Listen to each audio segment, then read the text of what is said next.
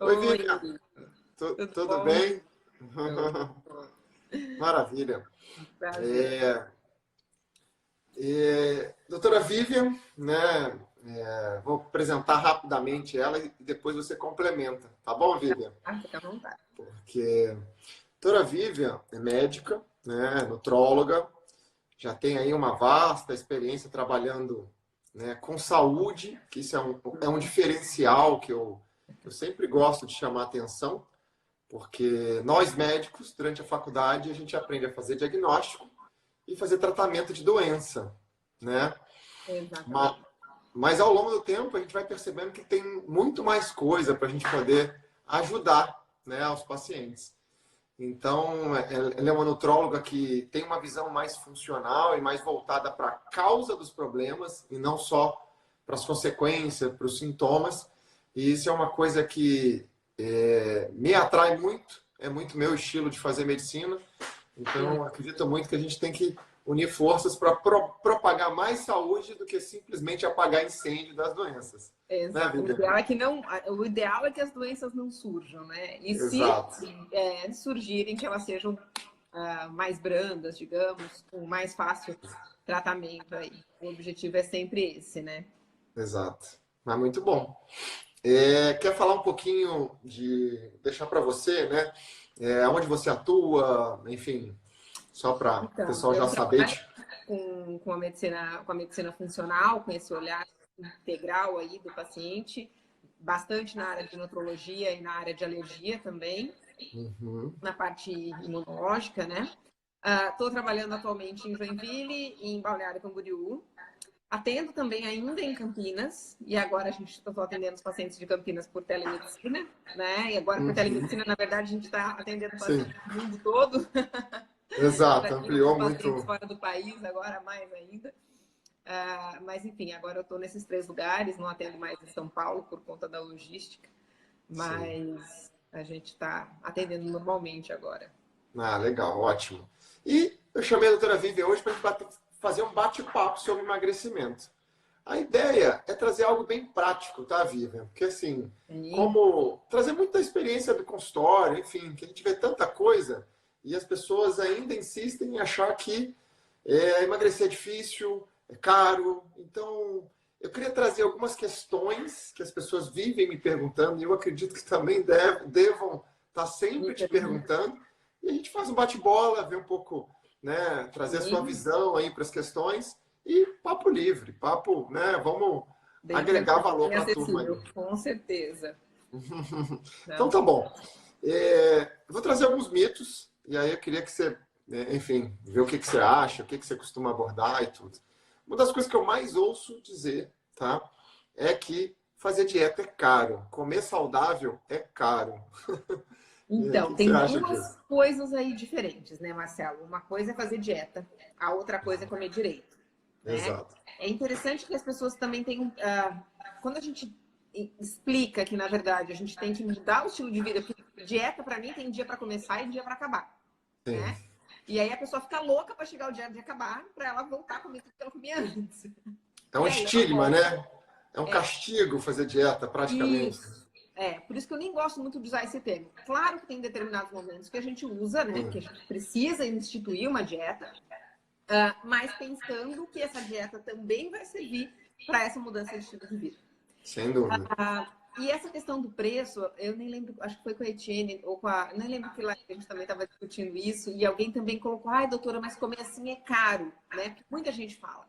Não Sim. é, gente. A partir do momento que você deixa de consumir os industrializados, Sim, e passa principalmente produtos de época. Quando são os produtos de época, eles ficam com preço muito mais acessível. Claro, se for verdade. comprar uma pitaia, um fico, Sim, não sei das quantas, vai ficar caro. Mas, por exemplo, sim, estamos na época do caqui.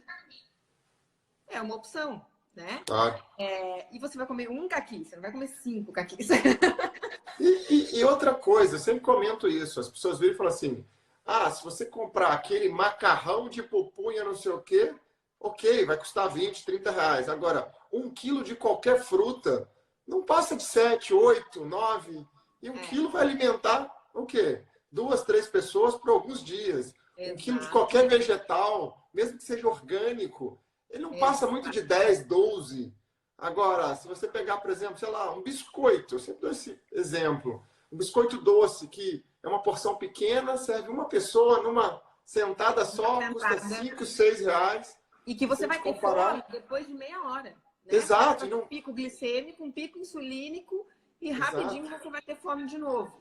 Né? E não vai te fazer bem, né? Então, com valor nutricional zero, né? Não vai te agregar nada. E aquela história, a gente não precisa, para comer saudável, precisar daquele suplemento, aquele alimento industrializado, sem glúten. Não sei das quantas, ou daquele... Principalmente os prontos, né? Se você for comprar que seja um pão low carb, um bolo low carb, isso vai agregar valor? Vai mesmo, tá? Até porque os ingredientes não são muito baratos, mas tem um monte de coisa que dá para você fazer em casa. Por exemplo, você fez o leite de coco, utiliza a polpa que sobrou, seca ela e utiliza como farinha, faz panqueca, faz bolo, né? Então, tem muita opção. Dá para fazer muita coisa com um valor... Quanto custa um coco para fazer 1 litro de leite de coco? Exato. Eu sempre brinco isso, porque eu não compro água de coco de caixinha de jeito nenhum. Até porque uma vez eu fiz um stories mostrando a quantidade de coisa que tem na água de coco. De 6 marcas, eu só achei uma que só tinha água de coco. E mesmo assim, aí você pega um coco que tem 500, 600 ml, custa 2, 2,50. Aí você paga 12, 13 na caixinha. Exato. Então... Isso eu acho que não tem dúvida, mas eu acho que sim, as pessoas ainda insistem nisso, então é legal sempre tocar nesse assunto. Uma coisa que eu ouço muito e a gente cansa de debater isso é em relação aos planos alimentares muito restritivos. Que as pessoas querem, de repente, emagrecer muito rápido e acham que para emagrecer precisa, de repente, mudar drasticamente para dietas muito restritivas em termos de caloria. E aí, isso não costuma dar certo, né? Exato. Principalmente quando não tem um equilíbrio nutricional adequado, né? Exato. Eu falei, dieta tem o seu lugar, quando bem indicada, quando bem acompanhada. Calculada, né? Exatamente. Por um paciente específico, naquele momento específico. Já aconteceu comigo, de um paciente, por exemplo... que tratou comigo há 10 anos atrás, voltar e falar, doutora, eu tentei sozinha fazer aquela dieta que a senhora tinha me passado lá, quando eu vim, mas não deu certo. Super comum, né? A gente você está num outro momento, um outro momento metabólico, outro momento hormonal, então isso tudo tem que ser levado em conta quando a gente vai optar por fazer realmente uma dieta. Né? E muda muito, né? Porque uma criança tem uma demanda metabólica diferente de um idoso, uma necessidade proteica diferente. Exatamente. Né? Uma capacidade de digestão completamente diferente. Exato. Então tem muita coisa envolvida. E não normalmente... adianta pegar o da revista, que a moça não funciona, né? E aí ela tomou um monte de remédio junto, e aí ela falou que o que emagreceu foi a dieta. e essas pessoas que insistem em fazer essas dietas de muita baixa caloria, a gente já tá mais do que provado que ninguém aguenta muito tempo e depois acaba engordando tudo de novo, né? Exatamente. A gente até usa algum tipo de restrição calórica, por exemplo, eu gosto em algum momento, né? Um jejum intermitente. Sim. Tem um mimetizador de jejum intermitente que é uma dieta, né, de muito baixo valor calórico. Mas, primeiro, dieta de muito baixo valor calórico tem que ser acompanhada por médico, junto com o Exato. Né? Ela não pode ser feita só pelo nutricionista, porque ela tem, sim, uma série de riscos, né? Então, ela tem o seu lugar. Hoje a gente sabe que dieta de baixo valor calórico por alguns dias, de uma forma correta, mimetiza o jejum, né? Sim. Mas não dá para fazer isso da cabeça, não dá para saber como é que está o metabolismo antes disso. Se é um paciente que já tem uma hipoglicemia, que, né, ele não sabe como é que ele está. Então, tem que ser com orientação. Porque senão, depois ele emagrece, perde massa magra, o metabolismo diminui, e aí ele volta a engordar tudo em gordura. Então, se ele gastava 2.000 calorias dia, ele passa a gastar 1.500, porque a massa magra que fazia esse gasto energético, ele perdeu. E aí ele não sabe por que fica cada vez mais difícil emagrecer. Ele emagrece e engorda. Aí depois ele tem mais dificuldade. Quem nunca ouviu? Eu tô ficando mais velho e agora meu metabolismo está lento porque eu não consigo emagrecer. E na verdade é a questão da taxa metabólica que está relacionada com a composição corporal, né? Exatamente. Então, já que você falou em duas coisas aí que eu queria abordar contigo, que eu falo bastante, uso bastante no meu dia a dia, Primeiro é o jejum intermitente, né? Muito falado. Você utiliza na sua estratégia do seu dia a dia, você pratica. Pratico, tento pelo menos uma vez na semana. Essa semana eu andei meio rebelde, não pratiquei. Mas geralmente eu tento fazer 14, 16, às vezes até um pouquinho mais. Uhum. Às vezes quando eu viajo, eu até aproveito para esse tempo aí, fazer um jejum um pouquinho maior. Mas eu acho que eu tive, por exemplo, no curso do IFM, do Instituto of Functional Medicine, agora no começo do ano, no módulo de tanto do cardiometabólico quanto de doença autoimune, o jejum foi muito falado. Fundamental. Né? Como uma estratégia terapêutica mesmo, com uma série de benefícios. Então, assim, acho super importante utilizar. Hoje todos os estudos demonstram, né, que restrição calórica controlada e o jejum contribuem muito para a renovação celular, para a melhora da função metabólica. Então, diminuição da inflamação. Né, gente? Super econômico.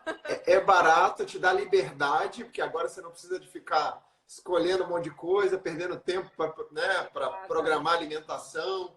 Então, muitas vezes o jejum é uma maneira de você ter mais liberdade também, né? Até eu ter filho, eu não conseguia não tomar café da manhã. Eu era daquelas que passava mal, tinha dor de cabeça, e aí, depois que a gente tem filho, a gente não tem mais horário para nada, né? Bebezinho, imagina. Vários dias, e quando eu via, eu falei, meu Deus, não tomei café da manhã. E aí, depois eu comecei a treinar em jejum. E hoje eu só consigo treinar em jejum. Eu não consigo, se eu me alimentar, no máximo eu tomo um café com triglicerídeo de cadeia média.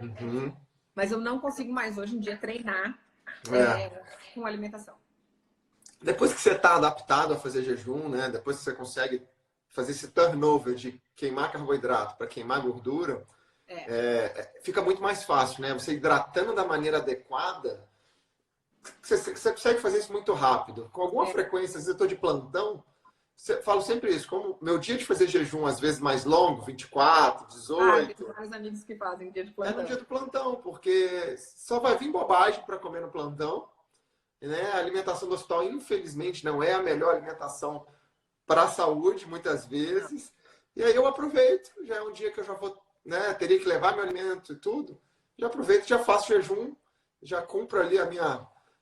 contribuo para diminuir minha inflamação, diminuir os radicais livres, melhorar ali a apoptose celular, e aí contribuo aí para diminuir o envelhecimento e ao mesmo tempo eu estou diminuindo meu estresse de cozinhar antes, né? Cozinhar para levar para o plantão, acordar mais cedo. É uma estratégia que eu uso também. E cada um tem que encontrar a sua, né? Exato. E o que você falou do treinar em jejum é legal mesmo, porque assim, eu falo muito, porque eu sou 100% a favor de exercício físico. Eu acho que é um pilar essencial para qualquer prevenção e tratamento de qualquer doença, né? Os milhares de benefícios da atividade física. E a gente sabe que muitas vezes as pessoas falam sobre o tal do aeróbico em jejum, né? Pensando em ciência, não tem muito estudo mostrando que tem um grande benefício no emagrecimento. Mas na prática, a gente vê que tem muita gente que consegue emagrecer mais quando está fazendo um aeróbico em jejum. O que você vê no seu dia a dia? Você tem uma experiência parecida? É claro que a gente tem que ver qual é o grau de exercício que essa pessoa vai fazer. Exato, né? exato. Nível, quanto tempo ela vai fazer. Qual tipo de exercício, né? Porque muitas vezes, se a pessoa quer virar um fisiculturista, não adianta treinar em jejum, né? Eu faço treinamento funcional, não estou usando uma hipertrofia. Né? Então, se a gente está com foco em hipertrofia, aí é outra história. Outra história, Estamos falando de emagrecimento e saúde aqui. Exatamente. E aí eu acho que ela vai fazer um HIIT, vai fazer um treinamento funcional, até uma musculação ok, quando você não está com uma carga alta, realmente com esse foco de hipertrofia. Do restante, eu acho super válido. Eu só consegui adaptar. Aqui eu também gosto bastante. Café quebra o jejum. O café quebra, na verdade, né? O jejum metabólico quebra, né? Aí a gente pensa assim, não, quase não tem valor calórico, então você não vai estar aumentando insulina. Exato. Por isso que a gente acaba utilizando. Quando eu vou fazer jejum mesmo, esses 16, 18 horas, eu não costumo tomar o café. Eu geralmente faço isso porque todo dia de manhã, quando eu vou pro treinamento funcional, eu tomo café com MCT, vou treinar, quando eu volto, às vezes eu como ou não. Depende do dia. É aquela história, né? Apesar de estar quebrando jejum, a gente sabe, porque eu sempre insisto nessa diferença, porque jejum, de repente, parece que virou algo novo, né? Mas é uma estratégia bem antiga, que ficou meio na moda, mas que já tem muito embasamento, já é muito antiga, já é muito praticada. E eu acho interessante essa estratégia do café com o MCT, que favorece um pouquinho aquela questão da energia e é um pouquinho termogênico, te ajuda um pouco, aumenta um pouquinho o cortisol, aumenta um pouquinho a adrenalina, te dá aquela energia necessária para você queimar gordura e ter mais energia. Então, eu acho uma combinação muito legal, favorece muito quem já está querendo queimar um pouco mais de gordura, né? Exatamente. Põe uma pimentinha caiena ali, uma cúrcuma. Sim, já completa o combo, né?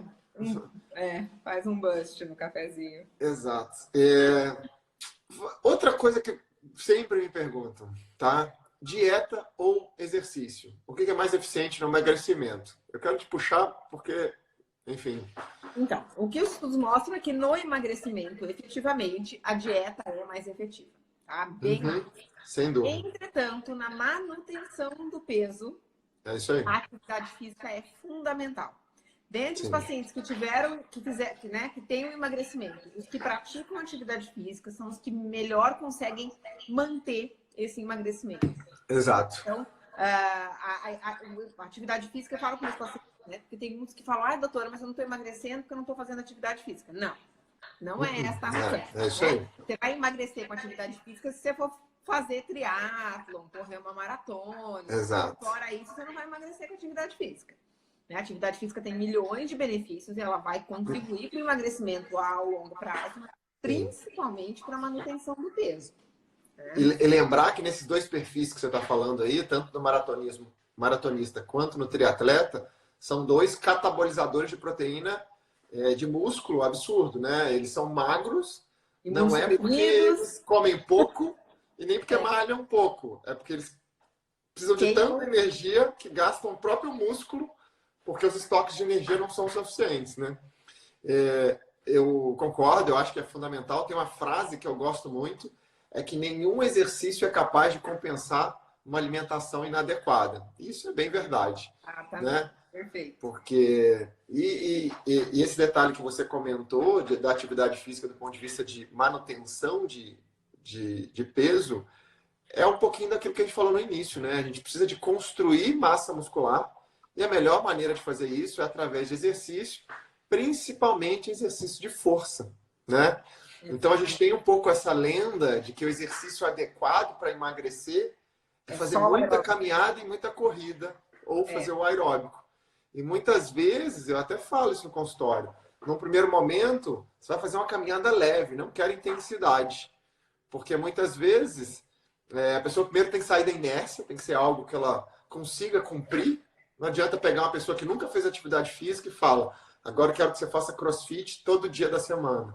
Né? Não vai dar certo. Não, então, o risco de lesão é altíssimo. Exato.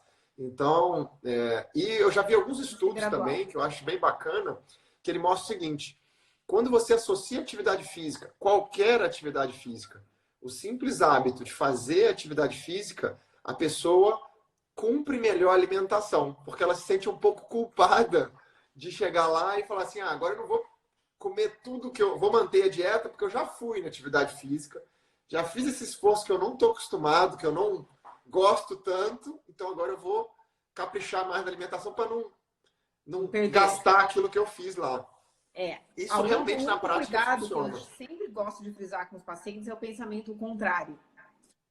Eu fiz atividade física, ele ficou lá 1 hora, sei lá, 40 minutos, 3 mais vezes na enrolando semana. que fazer. 3 vezes na semana, e aí ele acha que por conta disso ele pode comer uma quantidade maior do que ele comia antes. Né? Então, eu sempre explico que essa conta não fecha.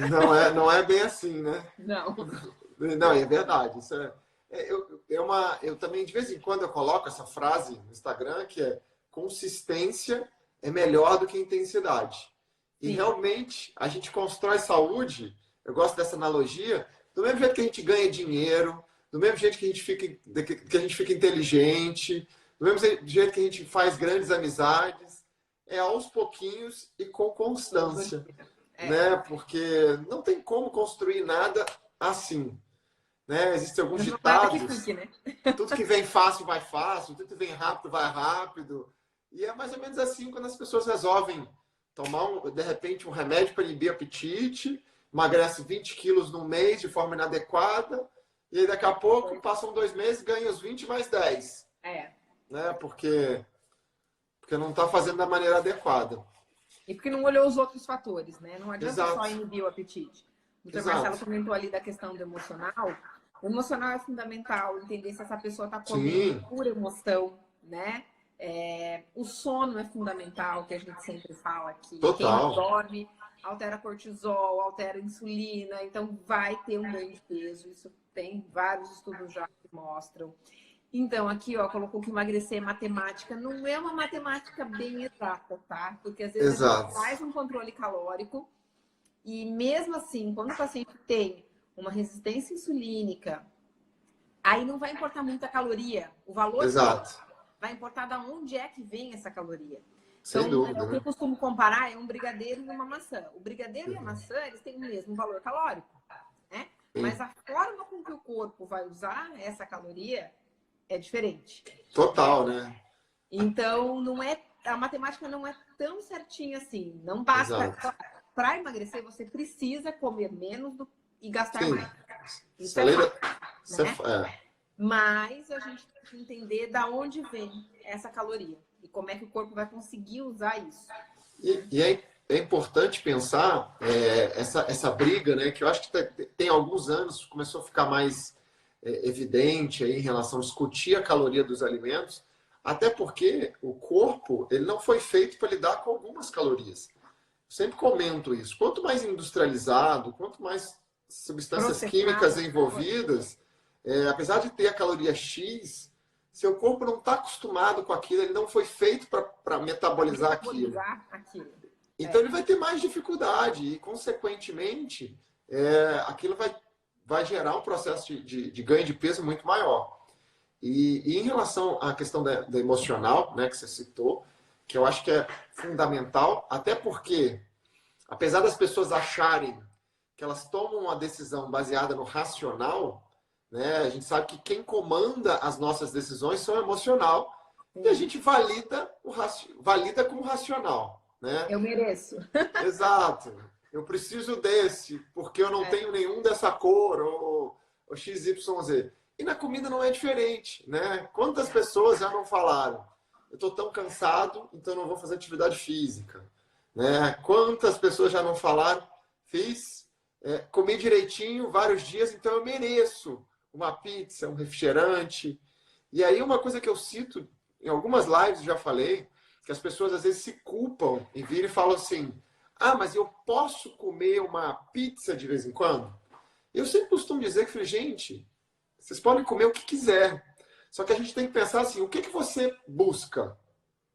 E aí, através desse equilíbrio entre o que eu quero como consequência e o que eu quero agora, a gente consegue ter um equilíbrio para, de vez em quando, fazer algo que, entre aspas, não é saudável, em busca de uma questão social, de estar entre amigos, confraternizando. É prazer mesmo, né? E dá para fazer isso. Não se sentir culpado de ter prazer em comer.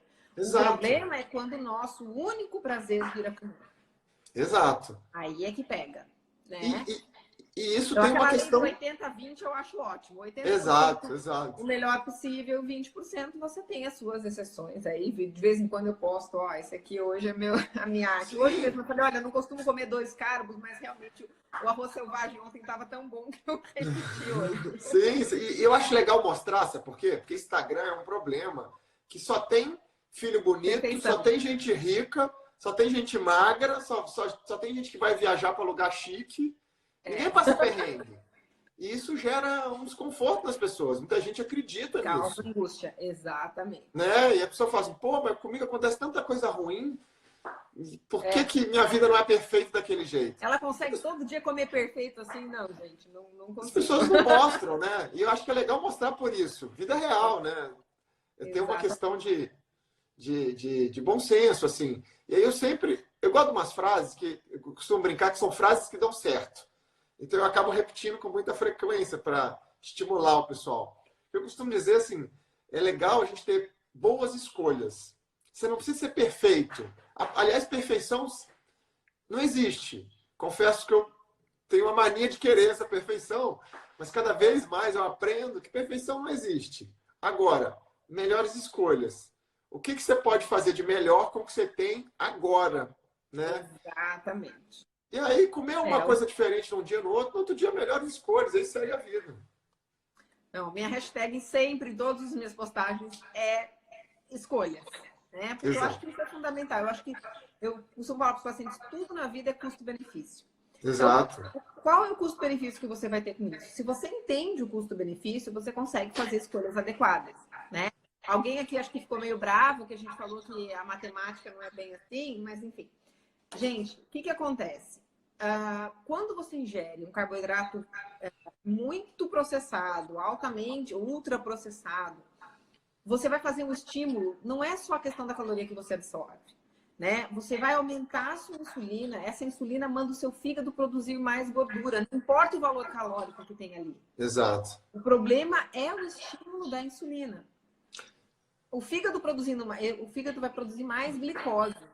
Ele mesmo vai produzir. Ele pega o aminoácido que você achou que estava fazendo lá na low carb, e aí se matou comendo sei lá o quê, ele vai pegar aquele aminoácido, até para quem usa aminoácido demais, ele vai pegar o aminoácido e vai produzir glicose. E vai transformar em gordura depois. E depois vai transformar em gordura. E aí, esse aumento da insulina aumenta a sua fome. A célula de gordura consegue estimular outras células a produzirem mais gordura. Então, assim, não adianta você querer falar que é somente matemático. A matemática vai influenciar, mas a qualidade do alimento que você come também vai influenciar. Principalmente se você já tem alterações metabólicas, se você tem uma tendência genética. Então, é um conjunto. Para muitas pessoas, restringir caloria vai fazer emagrecer, né? Sim. Como para um monte de gente, para as pessoas que têm uma tendência, né? Tem um biotipo magro, vai ingerir quilos e quilos de caloria e não vai ganhar peso. Exato. Né? Você tem um biotipo magro, né, Marcelo? Tem. Né? Mas aí eu vou falar uma coisa que é bem legal, que eu escuto isso com alguma frequência. Ah, doutor, mas você deve ter um metabolismo acelerado, porque você é sempre magro. Aí eu falo assim, sem dúvida nenhuma, minha taxa metabólica é em torno de 2,100 por dia. Isso é relativamente alto. Você sabe disso.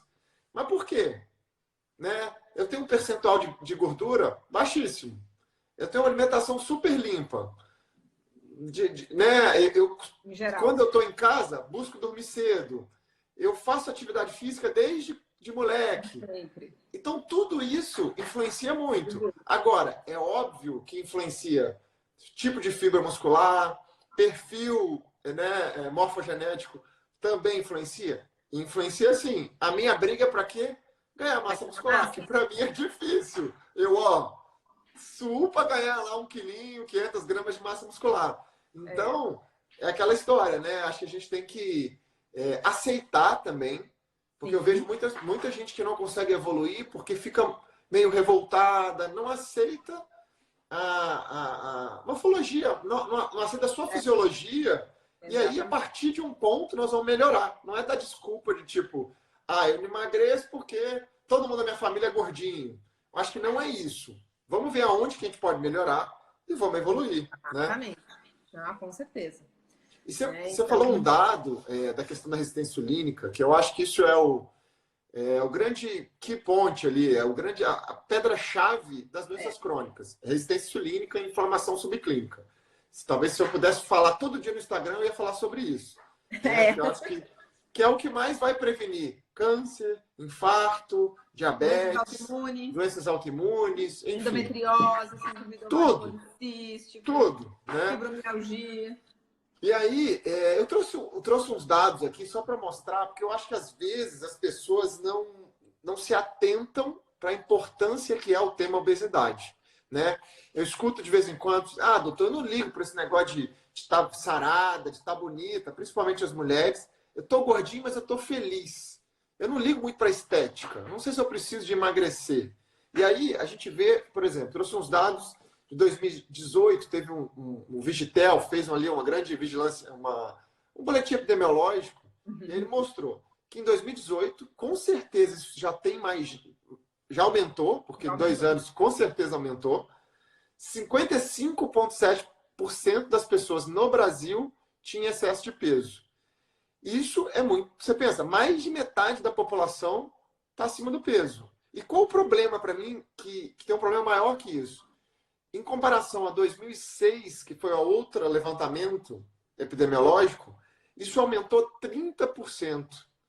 Em 12 anos, houve um aumento de 30% no número de pessoas acima do peso. É que a tendência é que isso aumente mais e mais Muito rápido. mais, muito mais. Porque está começando nas crianças. exato. Né? E as crianças, elas estão vindo com uma programação, com imprint genético. Metabólica ruim, né? Exatamente. Na barriga da mãe, ela já Sim. está sendo adaptada a uma taxa glicêmica muito alta. Sim. E aí o cérebro se adapta com aquilo, né? Então, cérebro, a tireoide, tudo isso, e ele acaba trabalhando depois dessa maneira, né? A gente sabe que filhos de mães acima do peso têm risco maior de diabetes, risco maior de obesidade, risco maior de doenças... Autismo, doenças autoimunes, né? Porque é o ambiente onde ela cresceu, ela precisa se adaptar e depois, né? Eu trouxe aqui também o número de diabéticos, tá? Em torno de 6% da população do Brasil é diabética. Eu acho isso um absurdo tão grande, porque diabetes é uma doença nutricional. As pessoas aprendem a comer. Isso é muito maior, né? Muito. Marcelo? Isso é muito maior. Dado estatístico, porque né? Quando a gente faz, porque uma coisa é a glicemia de jejum alterada, né? Exato. Quando a gente teste oral tolerância, insulínica, um teste de tolerância à glicose, uma curva glicêmica, uma curva insulínica. Você vê que o cara a pessoa tá com a glicemia ali de jejum, sei lá, 85 às vezes. E o cardio falou, tá lindo, o endócrino falou, tá maravilhoso, né? Sim. E aí, você perde uma curva, vai para 250, 230. Sim.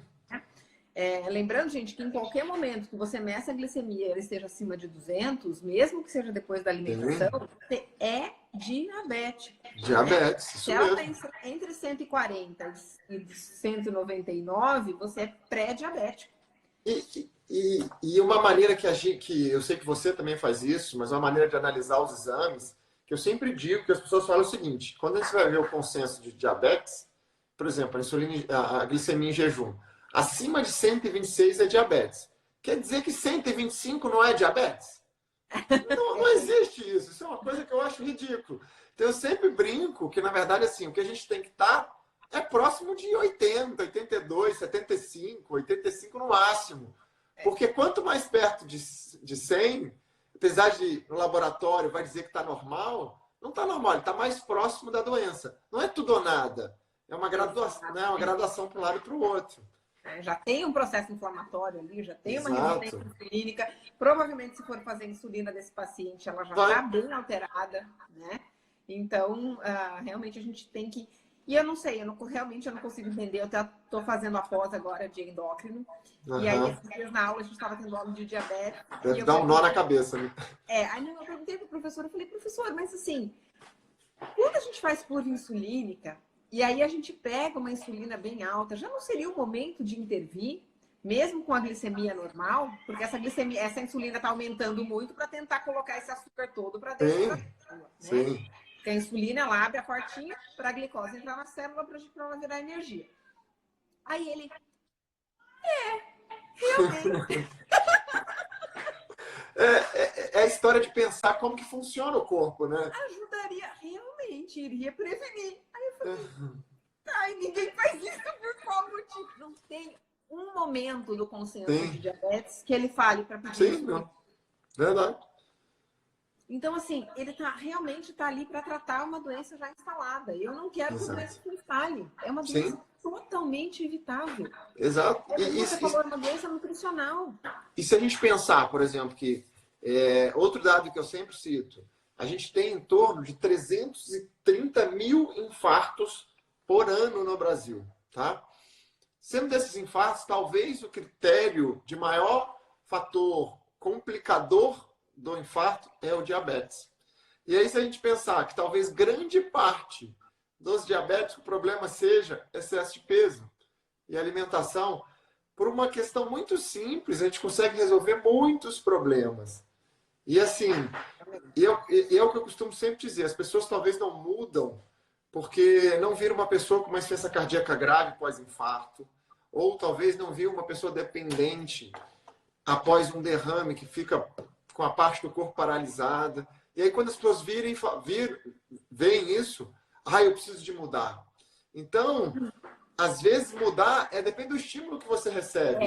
Às vezes o paciente traz os exames para mim e fala, e aí, doutora, vou morrer?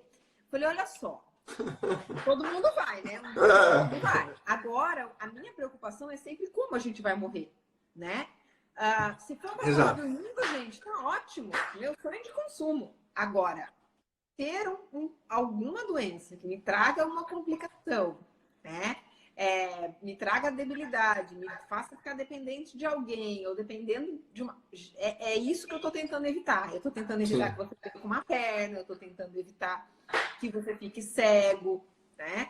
Que você tenha um infarto, que você tenha Alzheimer, porque hoje a gente sabe que Alzheimer é um diabetes tipo 3, é um diabetes neurológico. Inflamação, né? E uma coisa que eu digo também, as pessoas estão muito preocupadas com morrer. Esquecem de viver. E às vezes eu digo assim, a pessoa pode não ter doença nenhuma, mas se é uma pessoa que não tem disposição, não tem vitalidade, não tem vontade de ter coisas novas na vida, vontade de aprender coisas novas, que graça tem? Então eu digo assim, muitas vezes não é só porque eu digo quem tem uma vida mais saudável, não quer dizer que ela não vai ter doença nenhuma. Não é isso. Exatamente. Agora, ela uma vez tendo qualquer doença, ela tem uma capacidade de recuperação muito melhor, ela tem uma capacidade de lidar com aquilo muito melhor, e a vida é isso, né? E aí, às vezes eu brinco, principalmente no hospital, que ainda trabalho muito no hospital e tudo, e as pessoas com muito medo de morrer, e eu falo, tá, o que você fez de brilhante na sua vida que você se orgulha até hoje? Aí a pessoa para, pensa. Eu falei, por que você está tão preocupado com morrer, então? E, né? Então, eu acho que é uma coisa de... A gente aprende muito na meditação, tem alguns autores muito conhecidos, Eckhart Tolle é um dos que eu mais gosto, de muitas vezes viver o presente, né? Isso ajuda a gente a ter mais saúde, porque aí a gente fica mais consciente nas escolhas, a gente fica mais consciente naquilo que a gente está fazendo. Porque eu prego muito que se a gente tem consciência, cara, você come um chocolate, um brigadeiro, tranquilo, você não precisa comer uma barra. Você comeu, saciou à vontade. Eu confesso que eu não como muito doce, mas, por exemplo, eu gosto de um vinho, gosto de outras coisas.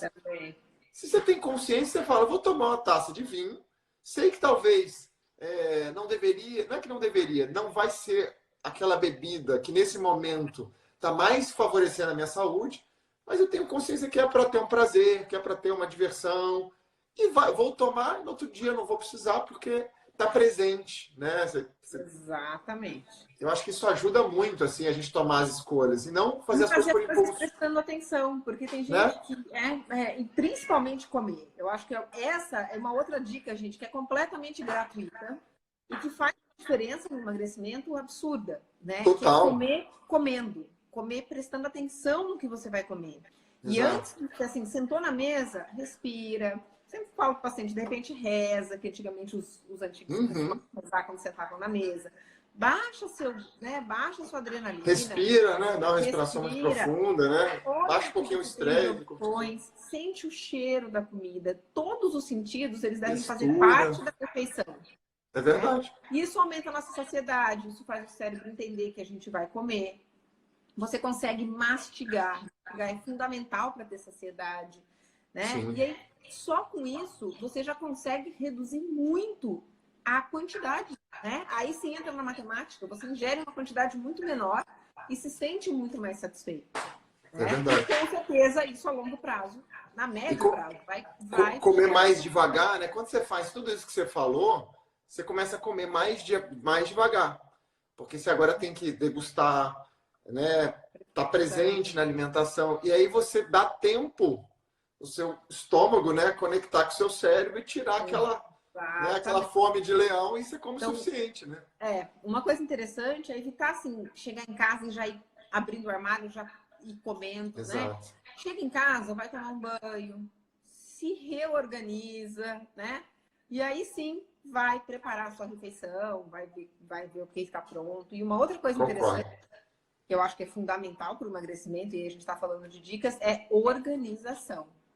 Quem não se organiza não consegue mudar estilo de vida. E também não consegue manter essa mudança de estilo de vida. Né? A gente tem que se organizar. Então, isso é fundamental. Na hora da fome, vai o que tiver na frente, né? Exato. Vivian, estão falando aqui das oleaginosas. Fala das oleaginosas, por favor. De repente, vamos falar um pouquinho aí dos prós e contras das nuts aí. Quer falar uma coisinha, um complemento? O amendoim, a gente tem que lembrar que não entra aí nesse grupo, né? O amendoim entra lá na família do feijão, da soja, e ele é altamente inflamatório. Então, a gente tem que tomar muito cuidado, porque agora está na moda comer pasta de amendoim de quilo com tudo, né?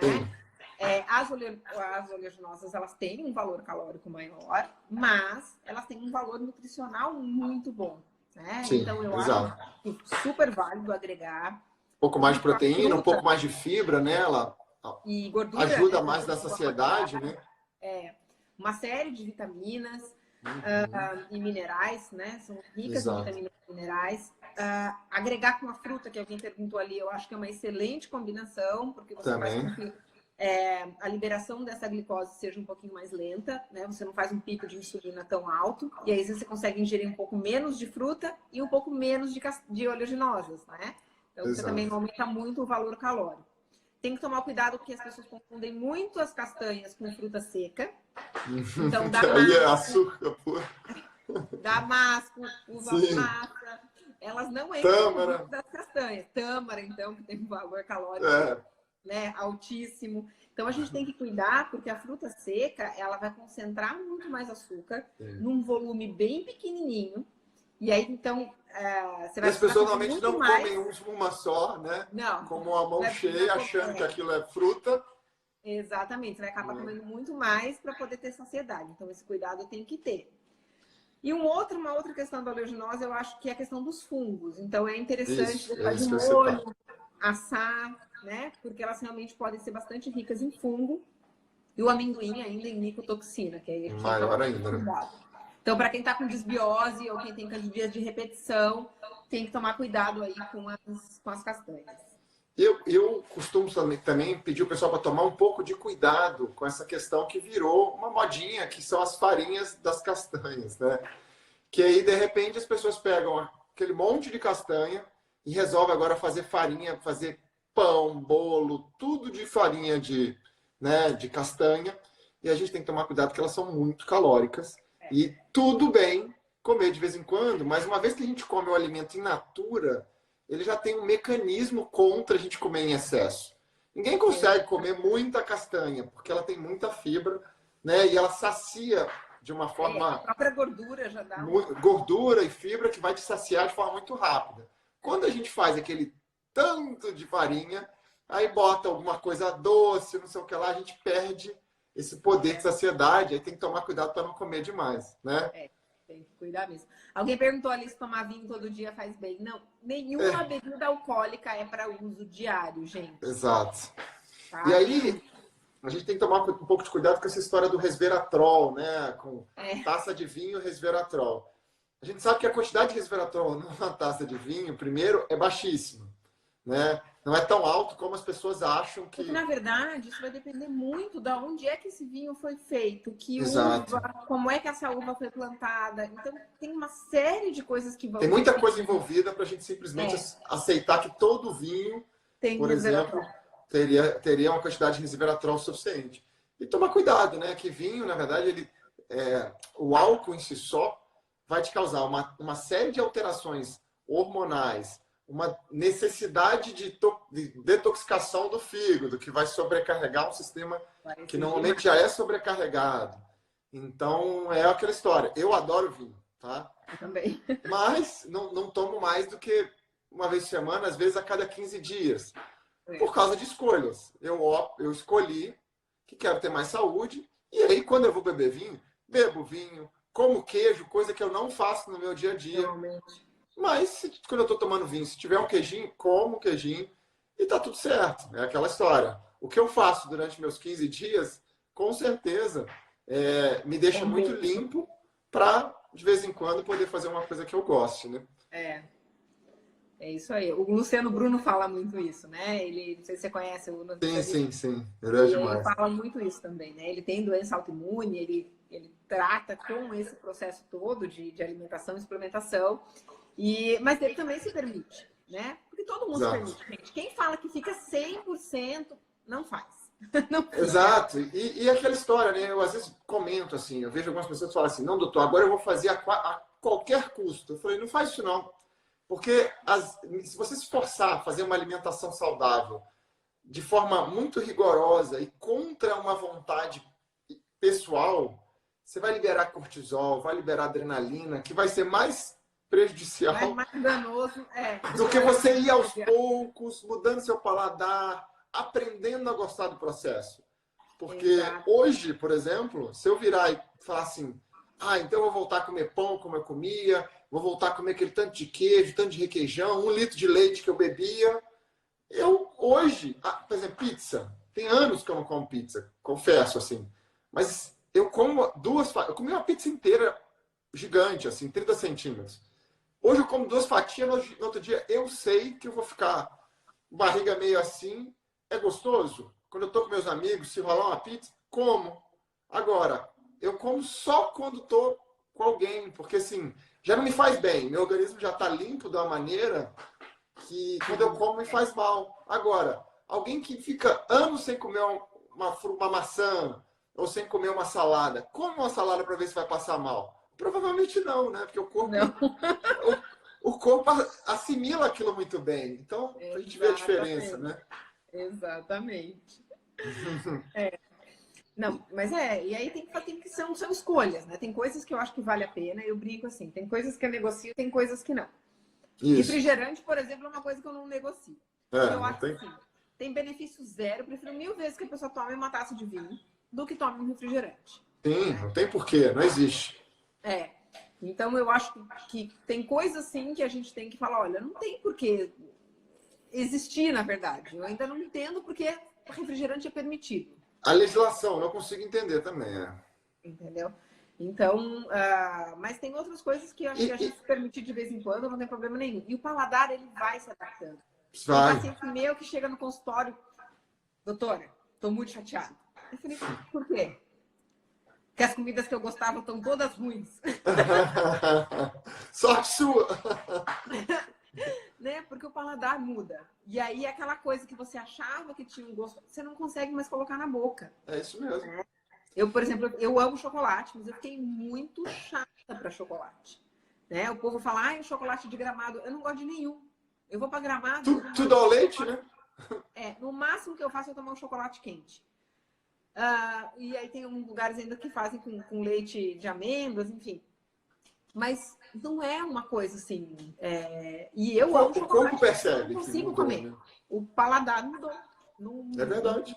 E acontece mesmo. Concordo contigo. Alguém falou ali do grão de bico. Perguntando sobre o grão de bico. O grão de bico, eu gosto bastante. Eu acho que é uma boa opção, contanto que você tenha uma boa capacidade digestiva. Dentre os grãos, talvez seja uma das opções melhorzinhas ali, né?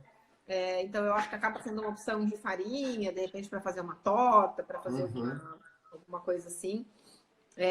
Eu até faço, a minha auxiliar em casa, ela faz com uma massa bem fininha de grão de bico, de legumes. Então, ela enche de legumes, eu sempre tenho no freezer guardadinha, como se fosse uma empadinha, só que, né? Sim.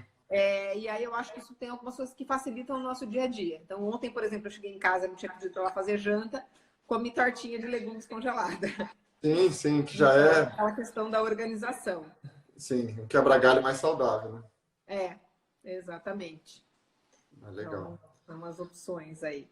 Bacana. Aqui estão falando que tem chocolate com leite de coco. Gente, tem chocolates maravilhosos. Tem chocolate sem leite nenhum. O chocolate, hoje eu coloquei que... Hoje eu quis... Meu namorado está aqui em casa e fiz uma sobremesa na hora do almoço, que foi pera com o chocolate da Essential derretidinho. Sim. Né? Com isso, você consegue comer menos chocolate. Sim, matar a vontade do chocolate sem se Comer a esbaldar fruta. no... A fruta acaba ficando com índice glicêmico um pouco menor, porque esse chocolate, Sim. ele é adoçado com adoçantes naturais, é E rico como em ele tem gordura. cacau, né? Alta quantidade de cacau também, anti-inflamatório, antioxidante, vai ajudar. São as escolhas, né, que a gente falou. Exato, é bem isso. Não, mas legal. Vivi, eu acho que a gente está próximo de acabar aqui. Tá? Agora tô vendo. Falta ali, vai entrar naquela contagem ali de 2 minutos. Aquilo Tá? ali dá um desespero. Eu quero ver se a gente consegue deixar gravada e toda vez eu vou falando e eu perco, que eu acho que ele só grava se a gente interromper antes, né? Se a gente só consegue gravar. Não, eu toda vez me enrolo e por incrível que pareça, eu só consigo quando eu interrompo antes dele acabar. Então automático. Não, mas a gente consegue se despedir, porque eu sempre lá. Exatamente. Deixa pro pessoal uma dica final aí, né? O que você vê no dia a dia que funciona muito no seu dia a dia para os seus pacientes? Eu acho que o mais importante é a gente ouvir nosso corpo, né? E realmente aquilo que a gente falou antes, fazer as coisas focado no que a gente está fazendo, começar a se perceber. Então, a perceber a alimentação, perceber as escolhas que a gente está fazendo e ver o impacto que isso tem no nosso organismo. Realmente não precisa mudar tudo de uma vez, mas fazer escolhas melhores dia a dia. Acho que adoro essa frase, melhores escolhas. Eu acho que... Com certeza. Né, ter consciência do que está fazendo e ter melhores escolhas. Vivian, brigadão. Acho que foi ótimo assim, o bate-papo. Né, agregou um monte. Acho que o pessoal... as pessoas estão carentes de boas informações, né? A gente vive, às vezes, num mundo muito polarizado, onde as pessoas ficam brigando se remédio é bom ou se alimentação é boa. Eu acho que tem gente que precisa do remédio, todo mundo vai precisar de uma boa alimentação. Eu acho que a gente tem que ter a melhor estratégia possível para os pacientes. Para aquele determinado momento. Exato. E a informação é uma boa ferramenta, né? Que hoje em dia, com essa facilidade que a gente tem de transmitir, né? Então, brigadão, tá? Foi ótimo, acho que adorei, assim, acho que foi bem legal. Obrigada a todo mundo que participou. Se tiverem dúvida, mandem lá no direct. E a gente vai respondendo aí o que a gente puder ajudar aí contribuir aí com a questão de informação para vocês, a gente está disponível. Todo mundo que não segue a Vivian, vai lá, tá? Porque ela está sempre... Doutor Marcelo, ela está sempre distribuindo muita informação, tá? Ela está sempre entregando muito lá, então acho que vale muito a pena. Tá bom? Obrigada, gente. Boa noite. Então, tchau, Vivian. Boa noite também. Tchau.